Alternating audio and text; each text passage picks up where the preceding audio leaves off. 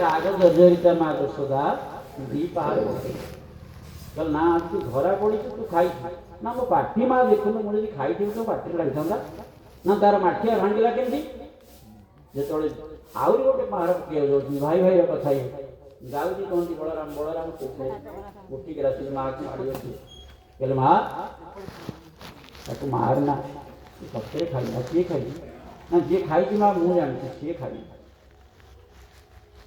कौन सी गीत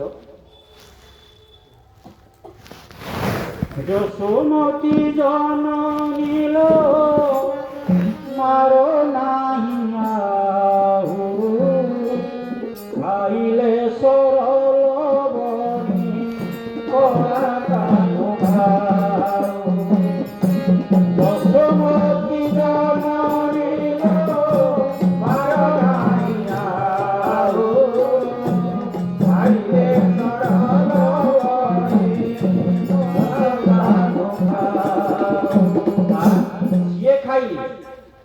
जदि खाई पाटी तो ना लगे सी खाई चिन्ह ना था तो से धरिकी आनी सी खाई जी खाई माँ मुझे जानी आउ मारना भाई भाई भितर बलराम आसुँच कृष्ण को माँ मागुंट प्रभु से 40 काले भरत आसो पादे कंटा फुटिज ताकू कष्ट हम मत कष्ट मोर जना पड़नी कहते आम भाई भाई ही कौन करे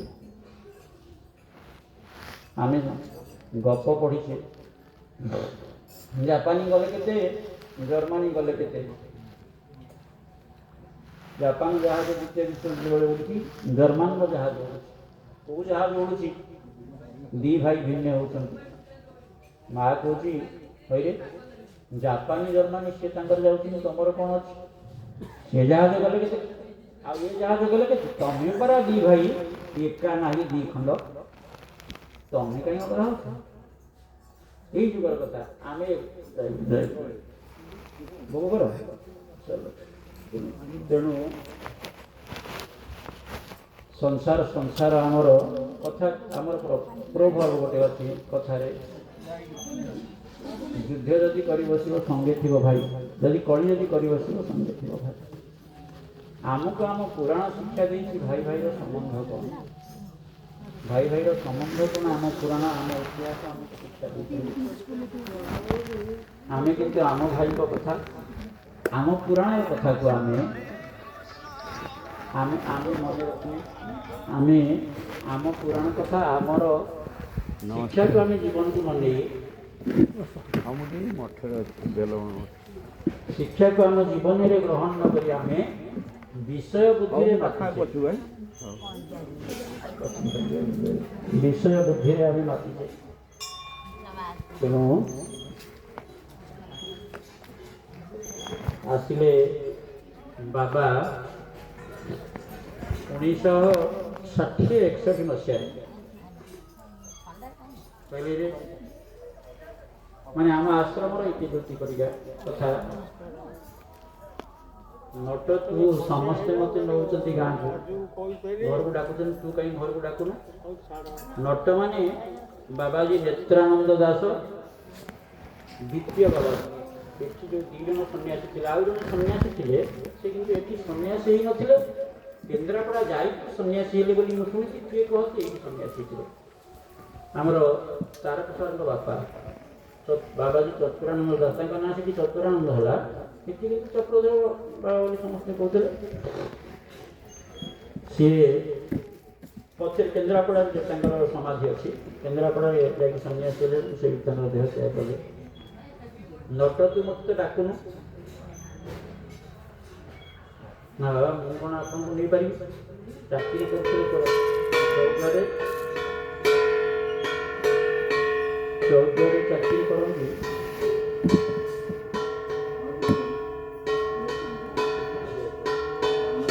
चौद्वारे चाकरी करती ଆସନ୍ତି ଗୀତା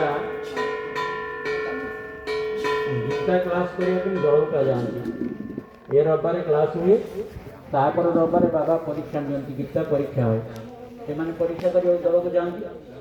ସେହି କ୍ରମରେ ବାବାଙ୍କ ସହିତ ଗୁରୁ ଶିଷ୍ୟର ସମ୍ବନ୍ଧ ସୃଷ୍ଟି କଲେ ଏବଂ ବାବା କହିଲେ ମୁଁ ଯିବି। ବାବା ଆସି ପହଞ୍ଚିଲେ। ବାବା ସିଏ ଆଣିଲେନି ସୁଦ୍ଧା, କିନ୍ତୁ ବାବା ଆସି ତାଙ୍କ ଘରେ ପହଞ୍ଚିଲେ। ରଘୁନାଥ ବସି ଆମ ନିତ୍ୟାନନ୍ଦ ବାବାଙ୍କର ସୁଯୋଗ୍ୟ ପୁଅ। ବାବା ଆସି ଘରେ ପହଞ୍ଚନ୍ତି, ତାରି ଘରେ ଜାଣିଲି, ସେ ଦେଖିଲି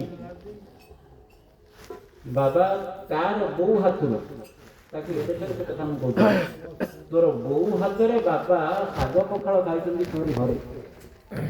ଯୋଉ ଘର ଆରେ ଯଦି ଏଇଠି ପାଦ ପଡ଼ିଲା କିଛି ସମୟ ରହିଲେ ଏ ଆଶ୍ରମ ହେଇପାରିଲା, ତୋ ଘରଟାକୁ ତୁ ଆଶ୍ରମ କରିପାରୁନୁ।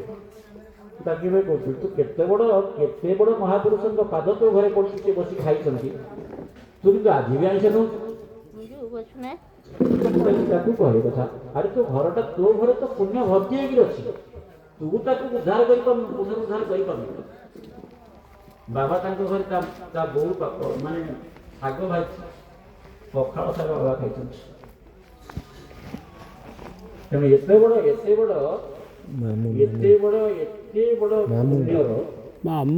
ପୁଣ୍ୟର ଭୂମିରେ ପ୍ରତ୍ୟେକ ଦିନ ଚଳୁଛି ରଘୁନାଥ।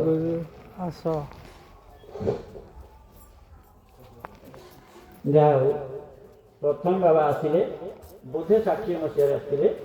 ତା ପର ବର୍ଷ ବାବା ଆସିଲେ, ସମସ୍ତେ ଗାଁରେ କ୍ଲବ୍ ଘରେ ରଖନ୍ତି। ତା ପର ବର୍ଷ ବାବା ସେଇଠି ଆସିକି ସେଇଠି ଗଲେ ଓଥରପା ବୃନ୍ଦାବନ ଭାଇଙ୍କ ଘରକୁ ଗଲେ। ବୃନ୍ଦାବନ ଭାଇଙ୍କ ଘରୁ ମୁଁ ଶୁଣିଛି, ନା ଦେଖିନି। ତାପରେ ବାବା ଫେରିବେ। ଆଉ ବୃନ୍ଦାବନ ଭାଇଙ୍କ ଘରକୁ ଚାଲିଗଲେ। ବାବା ଚାଲନ୍ତି ଯିବେ। ଏପଟେ ମଲ୍ଲିକାପୁର ପର୍ଯ୍ୟନ୍ତ ଚାଲନ୍ତି। ଜାଗୁଳେଇଙ୍କ ପାଖରେ କେନ୍ଦୁଳେଇଙ୍କ ପାଖରେ ସେଠି ବସି ବାବା ଗୀତ ଗାଇଛନ୍ତି, ବସିଛନ୍ତି, ଘର ହେଇ କରୁଛନ୍ତି। ତାପରେ ଚାଲିଲେ। ତାପରେ ତା ପର ବର୍ଷ ପୁଣି ଆମର ଈଶ୍ୱର ପାର୍ବତୀଙ୍କ ପାଖରେ ଯେଉଁ ପାଶୁପତ ବାଜପେୟ ଯଜ୍ଞ ହେଉଥିଲା, ବାପାରେ ଟିକିନା ଭାଇକି ଆସନ ଦେଲ, ସେ ପଛରେ ଅଛି। ବୁବୁ ତୋ ପାଖରେ ଆସନ ଅଛି କି? ହଁ, ଟିକିନା ଭାଇକି ଆସନ ଦେଲି। ଠିକ୍ ଅଛି, ଠିକ୍ ଅଛି।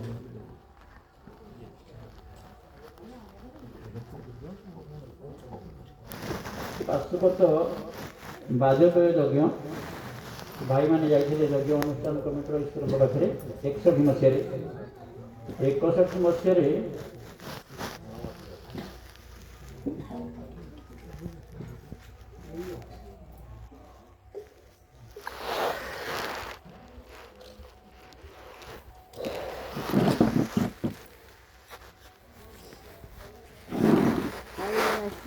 ଦିଦି ନାଇଁ କ'ଣ ହେଇଛି? 61 ମସିହାରେ ବାବା ଆସିଲେ। ବାବା କହିଲେ ହଁ ମୁଁ ଯିବି, କିନ୍ତୁ ମାଧୁରୀ ବଜାରୀ ସବୁ ବାଜା ଧରିକି ଯାଇଥିଲେ ବାବାଙ୍କୁ ସ୍ୱାଗତ କରିବେ। ବାବା କହିଲେ ନଟ ଆମର ଏଠି ଓହ୍ଲେଇବାନି, ସେ ଠିଆ ହେଇଛନ୍ତି, ଆମର ଚାଲେ ସେ ଆଗରେ ଓହ୍ଲେଇ ପଡ଼ୁଛି, ବିଲେ ପଳେଇବା। ବାବା ବିଲ କୋଉ ଗୋଟେ ଯାଇନାହାନ୍ତି। ଏ କଥା ଆମର ନିତ୍ୟାନନ୍ଦ ବାବା ଯାହା ଶ୍ରାଦ୍ଧ ଦିନ ସେ କହନ୍ତି।